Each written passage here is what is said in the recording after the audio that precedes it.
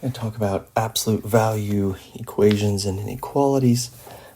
If you remember, the absolute value of something is the distance away from zero on the number line. So if we're going to say that some expression A has an absolute value of B, okay, where capital A can be anything. It can be a number, a variable expression. Okay, what we're saying is that, okay, here if we have our number line and here is 0, A is either B units to the right of our 0, or it is B units to the left, which would be the opposite of B. Okay, so A is either here or it's here. Okay, so what absolute value means is we have two scenarios. So we can say that A is either equal to B or that A is equal to the opposite of B. Okay, so that's just definition of absolute value. So if we want to solve an absolute value equation, we're trying to get this part of the expression by itself on one side, and then we can write it as two different equations. So let's look at some examples. So let's say that we have x plus 2 absolute value is equal to 13.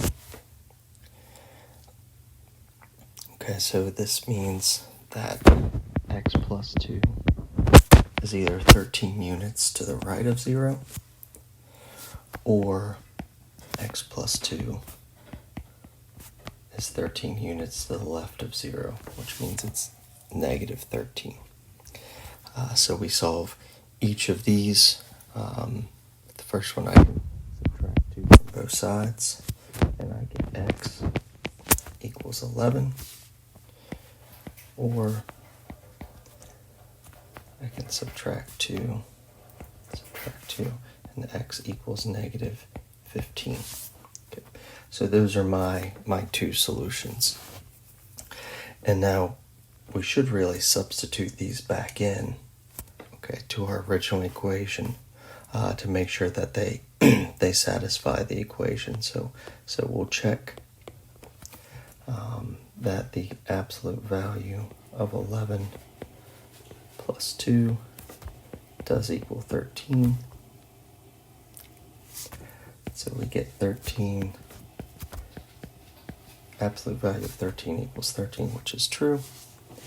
And over here we'll check that the absolute value of negative 15 plus 2 equals 13. So we get that negative 13 absolute value equals 13, which is also true. So we know that those are both equations, or solutions rather, to that equation. So now keep in mind that absolute value, since it's the distance from 0, absolute value is always positive. Okay, absolute value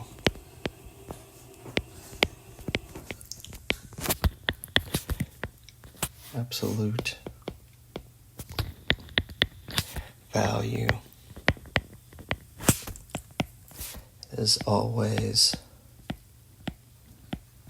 positive. And what I mean by that, if we're talking about this expression here, okay, B is always going to be greater than or equal to 0. Okay. And so let's look at an example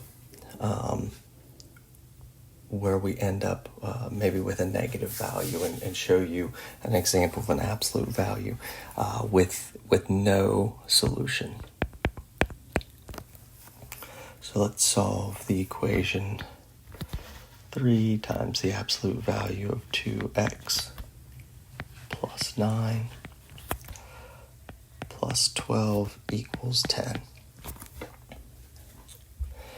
So the first thing we want to do is get this piece by itself. Okay, so we're going to have to, first I will subtract 12 from each side.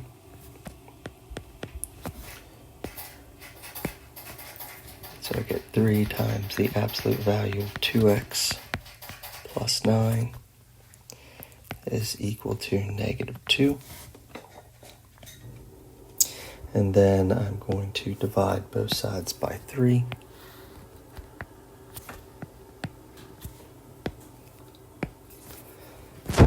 So that just gives me 1. So I get the absolute value of 2x plus 9 equals -2/3. Okay. Now, you might be tempted to break this into two equations, but look what we have here. We have an absolute value that is negative, okay? So we're saying 2x plus 9 is -2/3 away from 0, but we've already defined absolute value as always being positive. So once we know that we have an absolute value that is negative, okay, we will see that this has no solution. So since